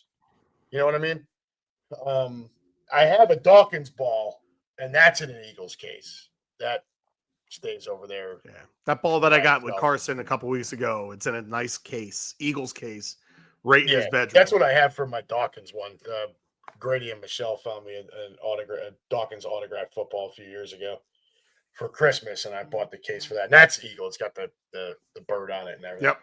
This one I'm just gonna. I think I'm just putting it in the generic one, at least for now. Because, like I said, I have like if you wanted to do just Hall of Fame birds, well, like it's a little tough. You know what I mean? Kelsey in a few years. But like these guys don't all sign either. Yeah. Like Carmichael and Vermeil were the only two birds there. Dawkins wasn't there. Eric Allen wasn't signing because he just got enshrined. So year to year, the list of and Lou, you've been up there for this. So there's that after the enshrinement ceremony, they do an autograph session, and it's a whole laundry list of dudes, and they charge different. I think they basically just get to pick their price. It looked like it was capped at $100 at most. Singletary, Lawrence Taylor, and Marshall Faulk were all $100. And then some of them were actually charging an additional fee for the Hall of Fame inscription. Like Lawrence Taylor wanted $100 for his autograph and $50 for the inscription. Just to put HOF? I mean, like. Yep. Carmichael had an additional charge. I didn't pay it, but when I got up there and I handed the lady the card, he grabs the football and, man, Mr. Carmichael, would you mind just signing right here, sir? Hey, man, how you doing? He was very nice. He was. He grabs the marker and goes to start signing, and he's asking the lady, hey, just signature or inscription too. Just asked her 3 times. She didn't say a word. So I just stood there like, and he put the inscription on anyways. I'm like, bah. He was on the Players Show a few years ago when we were at the Fin. He signed my Harold Carmichael jersey. So I have that. That's really cool. Great guy. He was very nice. Yeah, dude, having him and Irv on the show, man. Right? That must have been. Yeah, Quibby probably wanted to talk when you guys would do that one. Yeah, I mean, Quibby's run sheet for that was probably talking about like their high school sophomore game in week 3 on September 17th. I ever tell you guys about that when we had we had the punter on with us. I forget his name. He was from the Titans, Kern. We had him on at the Players Show. God, I forget his name. He was the punter the year we went to the Super Bowl because not Savraka. God, who was the guy that got hurt that year? He came in. He was our punter, and he wound up between him and the other one, they probably wound up costing us the Super Bowl. Nice guy, but Quimby backed out of hosting the show, so he sent me over the run sheet. I was like, all right, Quimby, I'll host the show. Just send me what research you have, dude. This was like the worst run sheet I've ever seen in my life. And if you've ever seen a Quimby run sheet, you know how like excessive they can get because he pretty much writes everything down and it's too much. All verbatim. Yeah, you gotta trim the fat, dude. Like, too much. So he sends me over this stuff, and it's like, averaged 42.3 yards per game in sophomore season at West Utah State, like something like. All this bullshit on there, dude. As soon as I printed it out and I looked at it, I was like, I need to go on this guy's Wikipedia. I need to find out some things this guy's a golfer. All right, cool. We're going to talk about that.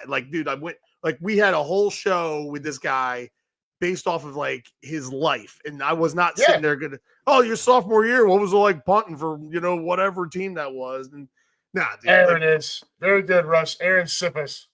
Well, it wasn't. No, all right. So Aaron Sippas was he came back for He's the the one Super that- Bowl. Yeah. Yeah. So he's the one that kicked the ball, but there was a guy, it was like Mitch Kern or something like that. God, I forget his name. I can't remember his name. He was a good dude, man. Eagles, Runners. But yeah, I mean, I've been on the road with him enough with the run sheets. Oh, We went to New Orleans. I wrote that one. Brett Kern. Brett Kern. Yeah. I knew it was Kern. I just couldn't. But yeah, that guy was on with us. And I was just like, Quimby, like you spent all day, like, and he always does this. He's like, I spent all day long doing the research. You guys can friggin' write the run sheet if you don't like it. Chris, 30 seconds, talk. Oh, Quimby. All right, I said 30 seconds. Quimby, I just started talking. Oh, man. Yeah, he'll kick it over to me or Cap. Like, all right, give me your opinion on this. And I'm like, well, I don't think you're a liar. Next. Dude, what are you talking about? The road trip ones are fun. Yeah. Because it's smaller. Because it's Yeah. a lot of times when I'm on the road, it's usually just Quimby, Cap, and I. So and it's an hour to fill. Well, I mean, with the commercial breaks and whatnot. Yeah. It's obviously not a full hour, but you get a little more in there. You know what I mean? It's not the time's not completely monopolized by everyone else. So Lou looks like he wants to get a rip in over there. Yeah, do it. So the reason why you were in Canton was for Eric Allen, and Yeah.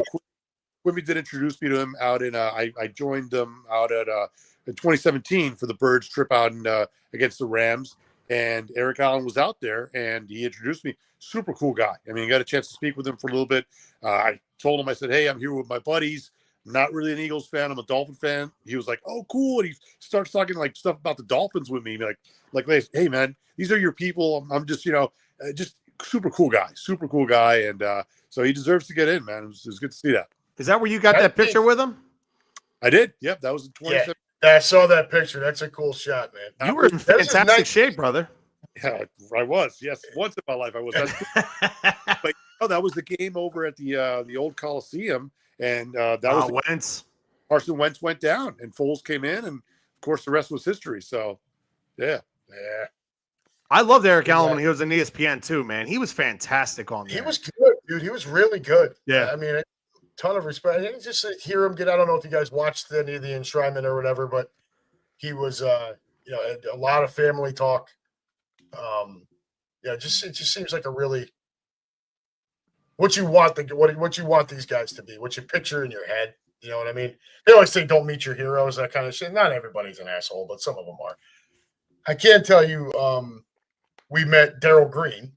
That guy couldn't have been nicer.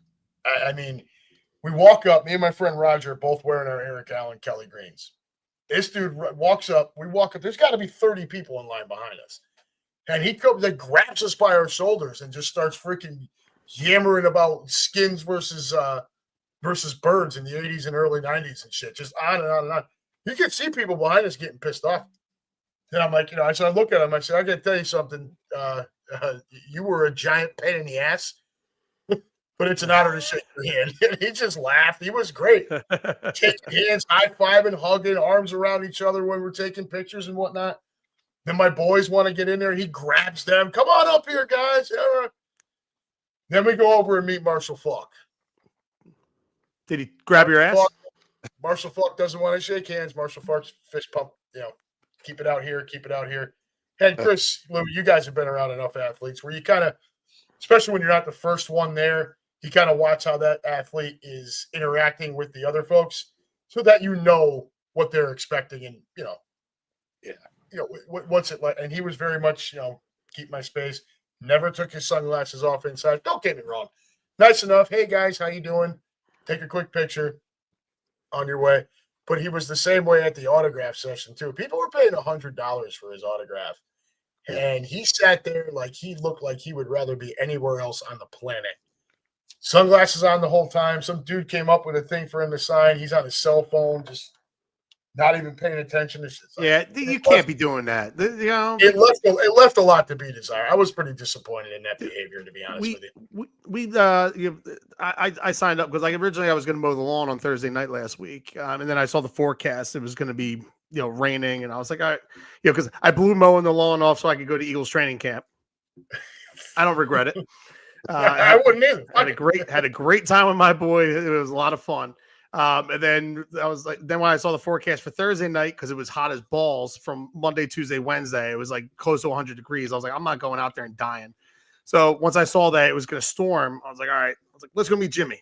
It's going to be Jimmy Rollins. And I was like, we came in and, it was like raining outside, but it wasn't bad. Like it was just like a drizzle. So we get inside. And the boys are wearing their jerseys, and Jimmy's like, oh man, you guys wearing your Schwarber jerseys? Because I think he saw Jake was back because he was wearing his Schwarber, and Carson's like, no. And he's like, well, who are you wearing? And he turns around, he's like, oh, Trey, all right, that's cool, man. So like, he was really good with my boys, I got to shake his hand like when I met him, and I'm like, the whole time like you think about what you're gonna say, and I was just like, the first thing I could say to him was team to beat. I always think about him meeting with the media before the 2007 season and team to beat. And, like that set the tone for those next 5 years. And I'm always appreciative of what Jimmy meant for that era of Phillies baseball and everything that he did for us. And it was really cool. Jacob was like, oh, my brother plays baseball. And he's like, oh, yeah. He's like, oh, that's awesome. And he's like, yeah. And his team won the championship. And he looks at Carson. He's like, you guys are the champs now. And he was just really, really cool, really good with the kids. That's all you can ask for when it comes to doing those things. And dude, to be on your phone. Yeah. I mean, these people pay good money to meet you. They want your autograph. I mean, I get some of these people are fucking tool bags when it comes like the autograph thing because they want to sell it. They want to get your autograph and they want to sell it. And you can see who those people are when you go to these events. No doubt about it. Like, dude, I went to the draft party for the Flyers at the down at Hard Rock Cafe, Hard Rock Casino in Atlantic City, and we walk in and there's Mark Recchi. Man, that's one of my childhood heroes. Man, walked over, took a picture with him, yucked it up with him. And then, Rick Tocchet walks out, new head coach, but two-time Flyer, everybody loved Tock. So I wanted my dad to meet Tocchet. So we walk up to Tock and we're talking with him, get a picture, and we just carry on with our business. All right, let's go grab some beers. Then all of a sudden, this guy walks up to Tocchet, stack about yay high. And Tocchet's a nice guy. So he's just sitting there signing. So finally, I guess his bodyguard walks up. And he's like, all right, dude, that's it. And the guy's like, well, I got some more. He's like, yeah, that's it. Because there's more people behind you that want to meet this guy and talk to him and get a picture with him, shake his hand. Get your fucking ass out of here. Those are the people that ruin the experience for everybody else. And it's the reason why some of these athletes are so standoffish. Is they don't, because you don't know what I try to tell my boys is don't get starstruck. As best you can, don't get starstruck. Just treat them like they're another guy. Walk up, shake their hand. Hi, how you doing? Look them right in the eye like you would anybody else. And I say that to tell you this. Where we got the autograph from Carmichael was one table. To get to Dick Vermeil, he was on the other side of the gymnasium. So we had to walk all the way around everything. So we walk around, and as we come to the end of the tables, now we're heading this way. It's directly towards where the Hall of Famers are coming in. Lawrence Taylor got within about 2 to 3 feet of me. Now, I hate the fucking Giants, but that's probably the greatest defensive player that ever lived. And there was a moment where I was like, and dude, mind you, he's walking right at me. I'm wearing nothing but, I got Kelly Green Eagles socks pulled up to practically my knees. I was the total dork in this thing, but I was yucking it up. He's just staring daggers at me and my friend Roger as he's walking in. I'm like, oh, God. And then Roger gets by me, turns and looks at me. He's like, I'm like, I know, it's fucking Lawrence Taylor. So there's some guys where you still get like, holy shit. You know what I mean? As he walked by, he snorted a line off your back. That's what I told Roger. I said, look, he must have been tooting it up when he was out there because he came in all smiles and everything. So he looked very happy. I'll Of tell you course, what. I'd be happy too if I was sitting down charging $100 for an autograph and then an extra 50 for 3 letters and $100 for his autograph ain't bad. And I told my boys that. I'm like, is, dude, if you want LT's autographed, we'll do it right now. Dude, that is like $100. If you buy it in the store without meeting him, it's way more than $100. That's Lawrence fucking Taylor, dude. Yeah. You know what I mean? Yeah. Hey, hate the Giants all you want. It's Lawrence fucking Taylor. Lawrence Taylor, no doubt. But Adam, look, you nailed it, man. You could tell these guys that have the stacks, or even by the way they look, you know that they're getting the autograph to resell it. So you want to be a dick to those guys and, not pay them any mind. That's cool. But when a kid comes up, or, what Chris just mentioned, you go up, hey, team to beat, you make a connection with them, be nice to that fan, and don't be a dick, man. That's what it's all about. Some ways you control it. Like, look, my dad met Joe DiMaggio years ago at church. He said, hey, I want you to sign these 2 balls for my sons. And Joe, his way of controlling it was, he said, all right, what are your boys' names? I'm going to personalize these baseballs. Sucks I don't have a Joe DiMaggio ball, but hey, I'll never get rid of that. It's something he controlled it that way, and I'm grateful for that. So, yeah, man, you just got to be better if you're an athlete. So he wrote Joe D was very much like that though. He it's a little. I thought that story was going to go a different way where he told him no. Joe D was very recluse. Like he would go out and do appearances and stuff, but he was not much for that. Like he was very aware of who he was, what he represented, and tried to shut it. A lot like that. Derek Jeter was a lot that way too. Yeah, just kind of stay out here type of thing. You know what I mean? Right. Unless you're at an actual event where he's booked to sign and do all these things. Joe D was very reclusive. He still signed the ball though, right? He did. Yep. But just says to Lewis. It says to Lewis. Yeah. Dude, that's fucking even better. No, I get it, but I'm just saying that was his way of controlling it. Yeah. Yes. Dude, my dad's perfect. Never forget when it goes in front of you. Yeah. Dad said, hey, I'll do it, but what are your boys' names? I'm going to personalize it. That's your keepsake, man. Yeah. I love the personalized stuff. Like I'll never forget it when I was a kid, and my favorite hockey player, especially once Lindros left, was Simone Gagne. And my dad knew somebody that worked for the Flyers or worked at the skate zone for the Flyers. And so my dad came home, and like I'm upstairs in my room, and I just hear, hey Chris, come downstairs. And I went downstairs, and he hands me this bag, and like, dude, I still have it. It's up in the attic. I have like 5 totes of shit. So when I blow this wall out and I put my man cave in, all that stuff is going to be able to breathe.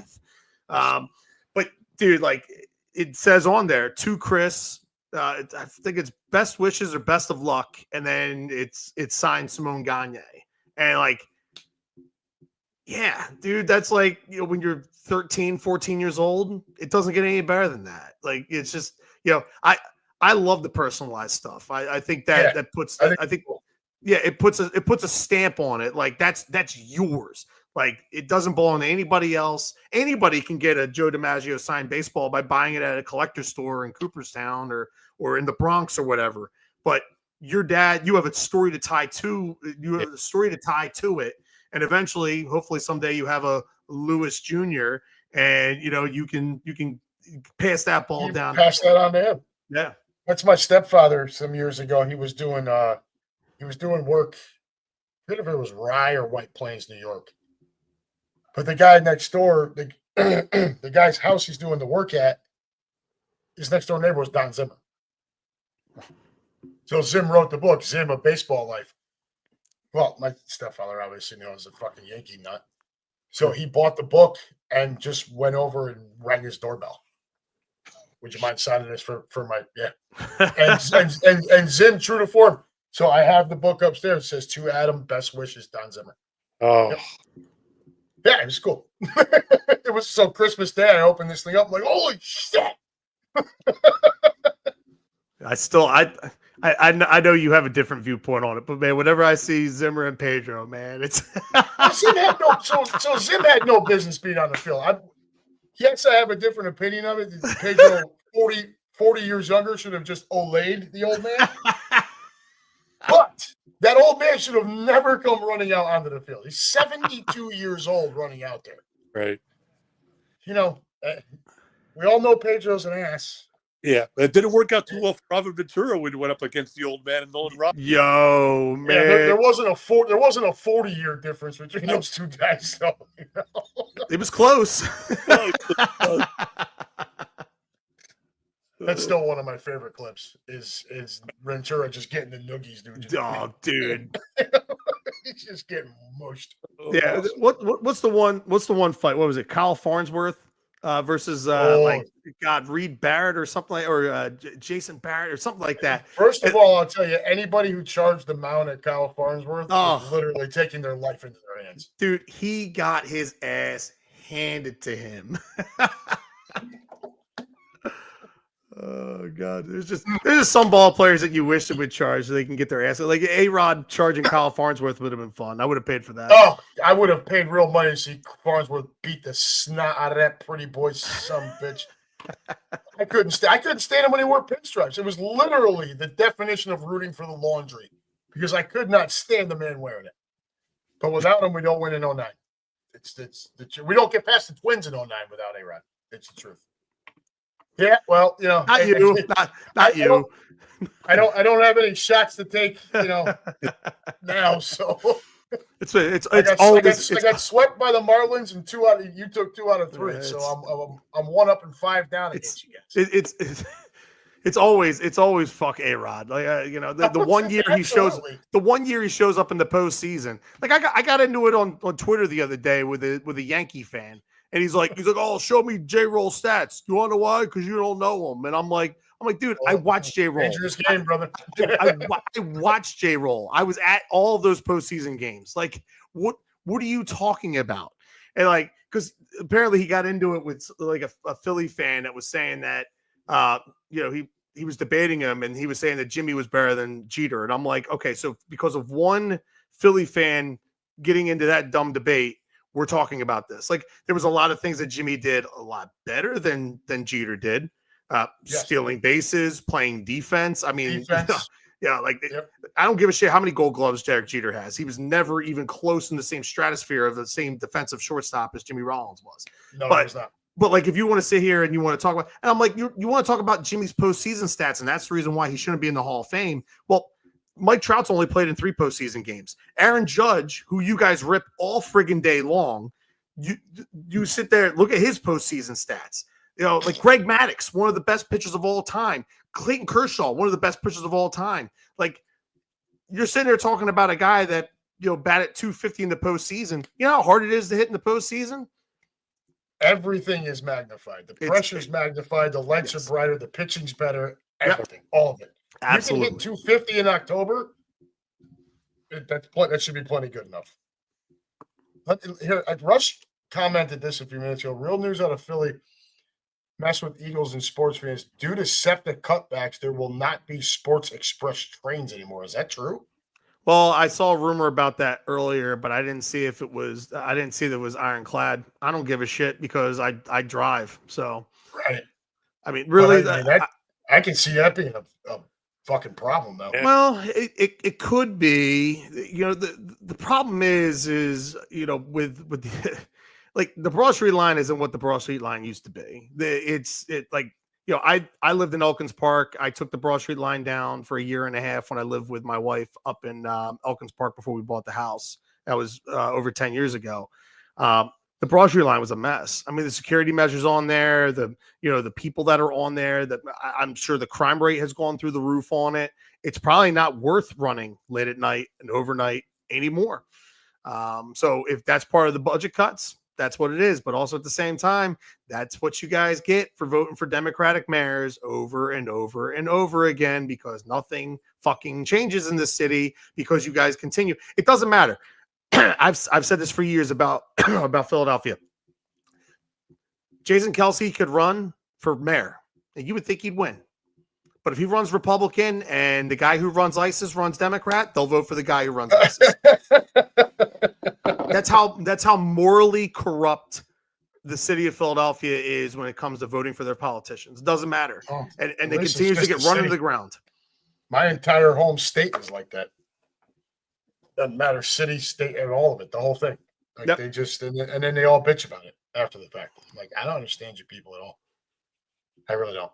Like you bitching about it, you have the power to change it, and you just don't. You just keep falling back on, I'm going to vote this way because that's what I've always done, which is the stupidest fucking reason. That and voting on color, gender, whatever, are the dumbest reasons ever to vote for a person. No doubt about it. Agreed. All right. So where does that leave us? It leaves us with August 6th. So we're little less than 2 months away from the end of the regular season. You guys, so we were texting the other day. You guys were pretty hell bent that these are the 6, except for maybe the Reds if somebody slips and they stay and they keep playing well.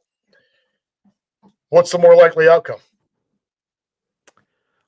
I think the Reds and the Marlins. The Marlins are there, man. Like sometimes the most dangerous team is a team that has nothing to lose, and right now there's 6 games behind the Mets, and there's been a lot bigger gaps that have been closed over the Phillies closed 7.5 with 17 to go in 2007 to win the division over the Mets. I was going to say, just ask the Mets about blowing some of those leads. Anything could happen. The Mets blew a division lead over the Braves, but I think it was like 10.5 back in 2022. I mean, they blew that from the first week of August. I mean, things can happen. It looks that way right now, like the race is not tight in the National League outside of like the top 6 being all completely close with one another. The Brewers are now, I think they're probably 4 or 5 up on everybody in all Major League Baseball, but I think that's going to come back down to earth at some point. Oh, I think it has to. You can't stay that hot forever. What I would say about them, if they're able to play that style of baseball in October, they are going to be a huge problem. No doubt about it. It's death by 1,000 paper cuts, which is exactly what I love to watch. I mean, I've told you guys, the American League just doesn't have the juice, dude. I cannot wait to watch these National League playoffs. It's going to be a fucking war. It's going to be awesome. But the American League is going to be fun because there's so many more teams that are in that race. Yeah, because you just don't know, right? Yeah, like, it's not just this clear cut. These are the dudes. You could end up with Texas can still sneak in there. Boston, we're going to see what the hell they end up with. Cleveland crawling back into their division race. I mean, there's and Detroit falling apart. Yeah, the Royals are still lingering around. That's the team I want in there because I want Bobby Witt on that big stage. I agree. I'm right there with you. Love Bobby Witt. Deserved to. Look, National League, I think that's where it's at, though. I think your champion's going to come up from National League. And look, yeah, my Marlins are in it. I just don't think we have enough at this stage to get there. But it's going to be fun to watch, And it's like you said, a team that, has nothing to lose, shouldn't even be there. They're the most dangerous teams for us. We've given the Phillies some battles. We've given the Mets battles. We haven't been able to figure out the Braves. We got a 5-game series because of some doubleheaders and makeups that we got. So this weekend, we're 5 games against the Braves. They've been our downfall. We just can't figure it out. If we could, win 4 of those 5, as we should, because they suck this year, I think we're going to have a shot. It's going to be a big confidence boost. But I'm looking at the Reds. I see the Reds, the ultimate X factor in Tito, knows how to manage plenty of ball clubs. They made some moves, so I'm excited to see what they could do here at the end. And then the Padres, man. The Padres made a lot of moves. The Dodgers stayed even keel. Padres are 3 games back, and I think the Padres have a chance to catch them, and that'll be a big shift there. We had our own text where we mentioned these 3-game series. The Dodgers in a 3-game series now become a little bit more vulnerable. So that'll be interesting to see. You got to get to a point here if you're the Braves. Speaking of the Braves, just real quick, you got to get to the point now where you got to maybe think about capitalizing on whatever value is left in Acuna. I still think his value is high. He's on a very team-friendly contract. You're on a team that you're probably going to lose Chris Sale. I think Chris Sale is going to be a free agent after this year. You got a lot of Marcell Ozuna is going to be a free agent. Some big, Marcelo Iglesias is going to be a free agent. I never said that the Braves are in rebuilding mode because that's just not how the Braves operate. That's not how they've been over the last 35, 40 years.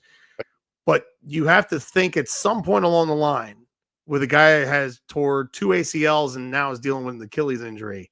Yeah. It might be the time this offseason to see what kind of value you can get for him in return and see if you can maximize his value before it diminishes completely and you have And you nothing get left and you've got nothing left on his side. It's kind of what I used to say about Embiid. Eventually you're going to get to the point where you've got nothing left in the tube of toothpaste for you to utilize. And and look at what happened to the Sixers. The Sixers fucking did it to themselves. They're the ones that decided to give him a 3-year contract extension on top of 2 years. The Braves still have some control. They won a World Series without him. They made the playoffs last year without him. This is a good team still without him. I would start, if I'm the Braves, I'm thinking about maybe starting to shop him this year at the winter meetings. That's a great point too. That's a great point. He's going to be due a big contract coming up, and then you're really loaded with Matt Olson. I mean, that's a long deal, and he's not lived up to it. First year, and Austin Riley.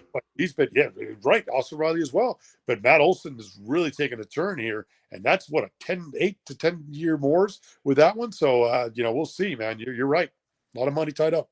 Yeah, if they can move a guy like him and come back, get back an arm, maybe a couple of arms, maybe a starter and a reliever or something like that. Yeah, that's probably the direction they need to look to start going in at this point.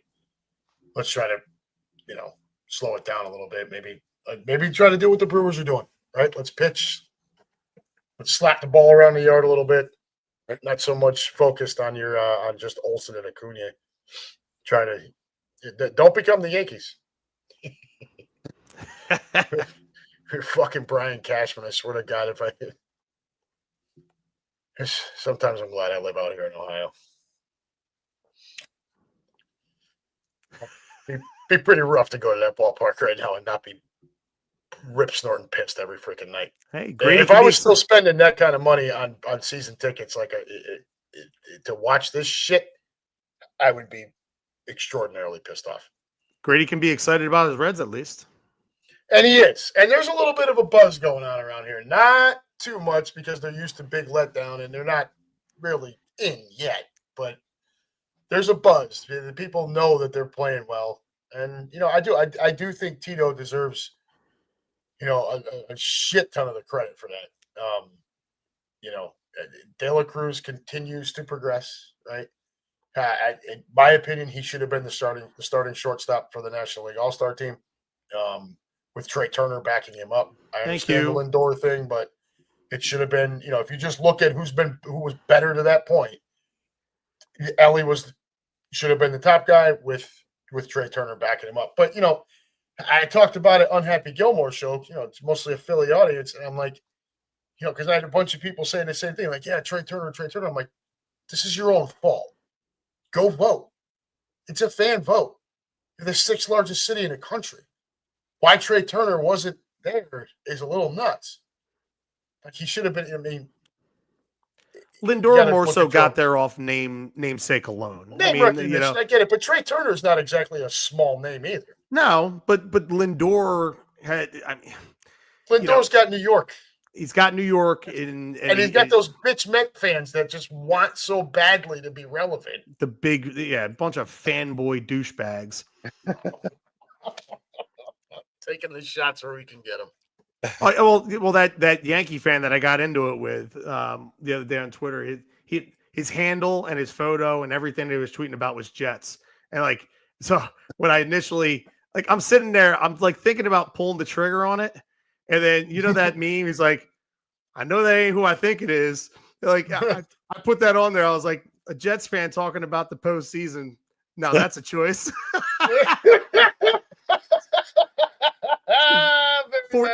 14 fucking years and you're sitting there talking about my team, right? Shut up, dude. Kiss my ass, motherfucker. You guys haven't sniffed a Super Bowl in almost 60 years.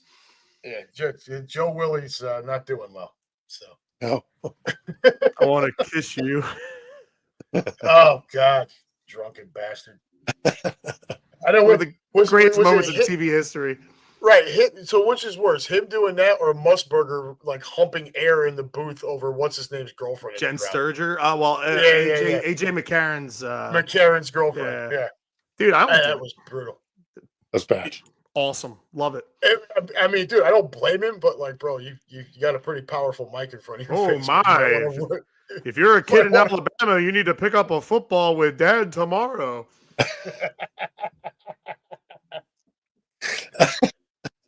All right, Lou. Final thoughts, brother. What do you got?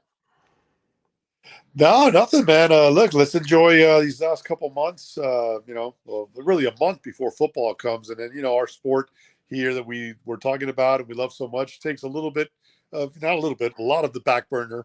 But no, I'm excited, man. It's going to be a battle, as we mentioned, in the National League, and baseball's baseball, and there's nothing like postseason baseball. There's no clock. There's a pitch clock, but there's no time clock, and it's a beautiful thing, man. The Fall Classic, October baseball will be here before we know it, and it's everything we could want and more. Couldn't agree more, brother. That's the best. It's one of the best parts of the game is no matter what.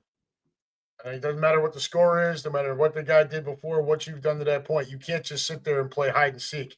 Yeah. You got to stand on that mound, look that guy in the eye, and you got to bring it. Yep. And that's one of the beauties of the sport. Is you can't run a clock out. Exactly. Now you can walk guys by running the clock out. That can happen. But Chris, what do you got, brother? I'm just looking forward to this weekend. Getting time away with my dad. I always love getting. Like my boys are getting there. I think soon I'll be able to start doing these trips with my kids. Chris, I'm telling you when that happens, man. Yeah, but I'll tell you. I love the fact that the last few years I've been able to do a trip with my wife. And enjoy a weekend away or a few days a week, a few days during the week with her. We get to have our fun, and then I always love the fact that I get this time with my dad. Like my dad's he's amped up, looking forward to this is gonna be a great weekend for the two of us. There's gonna be a lot of drinking, a lot of cigars. Hopefully, a couple Phillies wins. Hopefully 3. Looking forward to having this time with him away. But my dad's already amping up for my 40th next year. And I told him, I was like, listen, if the Wrigley thing doesn't work out, where it doesn't line up, because my brother-in-law gets married at the end of September next year. And, I don't know if I want to go to Wrigley. I probably will do it anyway, but, going there on a weekend in April probably doesn't sound great. It's going to be fucking cold. Yeah, really cold. But I told him, I was like, if it doesn't work out, I was like, we can do one of two things. I was like, we can go on a weekend that works for us where the Cubs are playing whoever, or we can go to spring training. We can go to Clearwater, in March. Because we did that for my dad's 60th. Me and my brother, we treated him to it as a 60th birthday retirement gift, joint retirement gift for him. We took him down there. So, but I kind of want Quimby to plan it. I want Quimby to have an opportunity to make some money off of it. So I'm hoping that it winds up in June, July, August, somewhere in there. And then that way, we can get as many of the biggest, most debauchery seeking motherfuckers in the history of the world in my favorite place ever, in Wrigleyville, and just friggin' tear that fucking place down to the ground. I told you already. It's only 4.5, 5-hour trip for me, dude. man. I will be there. That's what I really like. And that's why I'm jonesing for the schedule to come out. I keep saying to Rach every Thursday, I'm like, there's only 3 games today. If there's ever a time to announce the schedule, it's today.